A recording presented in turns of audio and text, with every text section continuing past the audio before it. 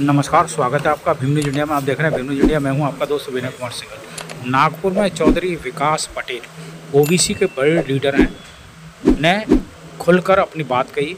देखिए क्या कुछ कहा उन्होंने नागपुर में। भीम न्यूज इंडिया की रिपोर्ट।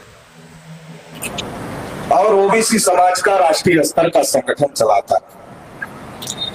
महाराष्ट्र में ओबीसी समाज के बहुत सारे लोगों को इस बात की जानकारी नहीं है कि उनके पुरखे भी बुद्धिस्ट थे, और तमाम परंपराओं का अगर अध्ययन किया जाए, आज भी जिन परंपराओं को, जिन चीजों को मान रहे हैं, जिस पर अमल कर रहे हैं, वो ब्राह्मण धर्म की परंपराएं नहीं है, वो बुद्धिस्टों की परंपराएं हैं। लेकिन ब्राह्मणों ने उस पर ब्राह्मण धर्म का लेप लगा लिया और उसको घोषित कर दिया कि ये उनकी परंपराएं। मैं अक्सर इस बात को कहता रहता हूं कि इस देश में पैसे के बहुत बड़े बड़े घोटाले हुए, आर्थिक घोटाले बहुत बड़े बड़े हुए, लेकिन इस देश में जो सबसे बड़ा घोटाला हुआ वो घोटाला आर्थिक घोटाला नहीं है, वो घोटाला इस देश में इतिहास का घोटाला है। इस देश का जो गौरवशाली इतिहास है, इस देश की जो गौरवशाली विरासत है, उस गौरवशाली इतिहास को, गौरवशाली विरासत को इस देश में दबाया गया, इस देश में छुपाया गया, या तो उसका लेबल दूसरे लोगों ने, जो इस देश के मूल रूप से रहने वाले नहीं है, 3.5% यूरेशिया से जो आए हुए लोग हैं, उन लोगों ने उस पर अपना लेबल लगा लिया और कहा ये हमारा है। इस देश में आज आरएसएस के लोगों को मध्यकालीन भारत के इतिहास की बड़ी चिंता रहती है और उसकी चर्चा करने की बड़ी चिंता रहती है। वो कभी बाबर की चर्चा करते हैं, कभी अकबर की चर्चा करते हैं, कभी औरंगजेब की चर्चा करते हैं, लेकिन इस देश का जो गौरवशाली इतिहास है, वो इतिहास जब इस देश को, भारत को विश्व गुरु कहा गया, जब भारत को सोने की चिड़िया कहा गया, जब ये भारत अखंड भारत बना, वो कौन सा काल था, उसकी चर्चा क्यों नहीं? उससे क्यों डर लग रहा है?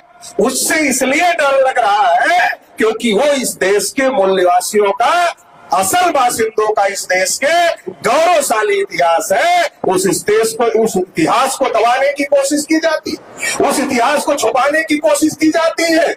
विजयदशमी का जो इतिहास है वो सम्राट अशोक का इतिहास है, ना कि जिन कपोल कल्पित लोगों को बताया जा रहा है उनका इतिहास नहीं है। ये हमारा इतिहास है, हमारा गौरवशाली इतिहास।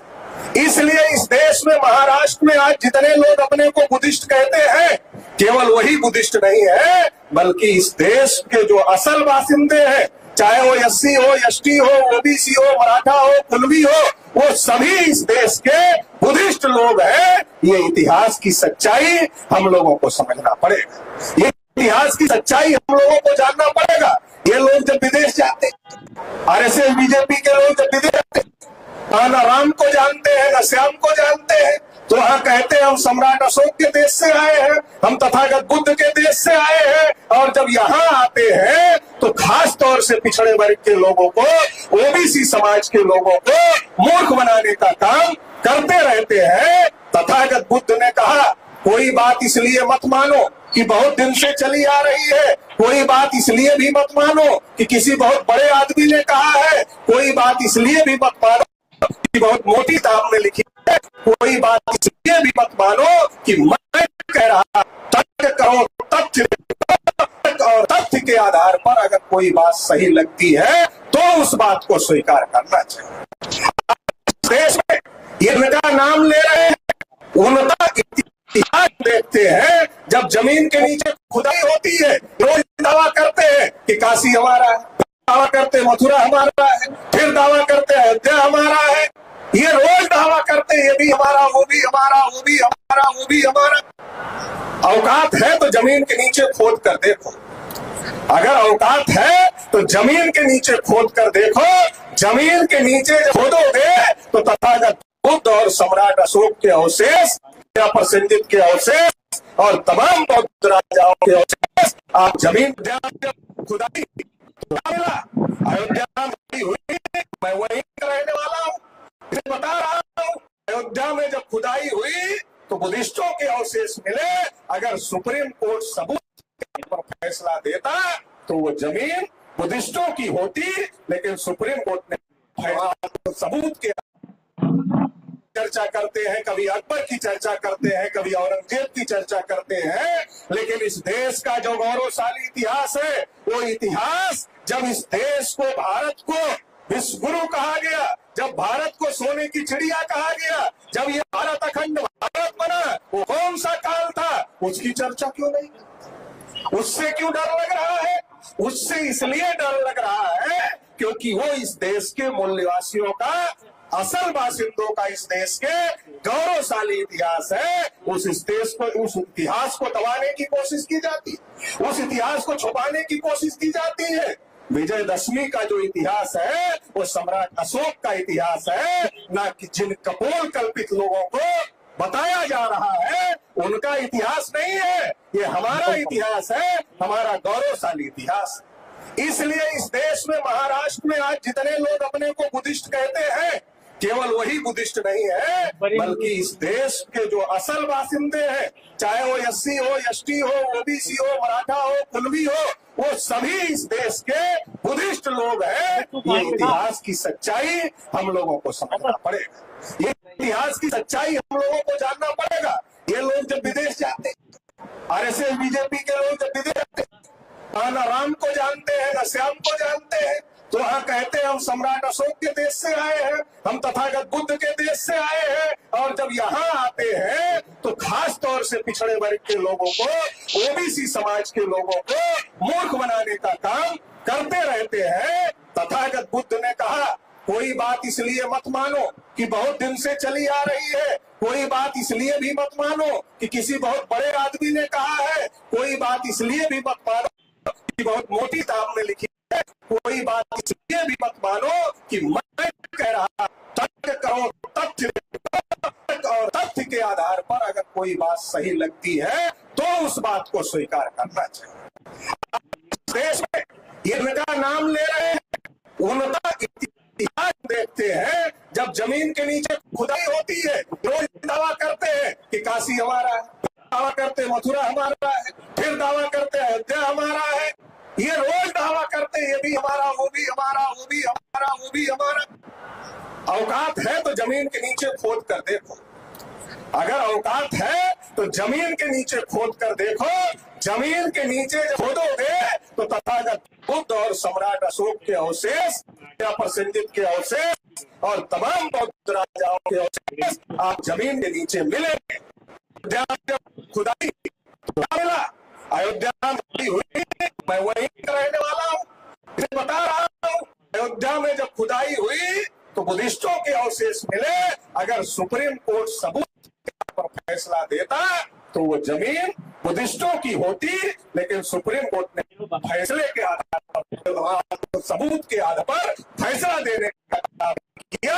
सुप्रीम कोर्ट ने आशा के आधार पर फैसले देकर कहा, और कहा जज ने कि हमारे सपने उन्होंने कह दिया, इसलिए हमने फैसला दे दिया। देश में हो रहा है, इसको सबको समझना होगा।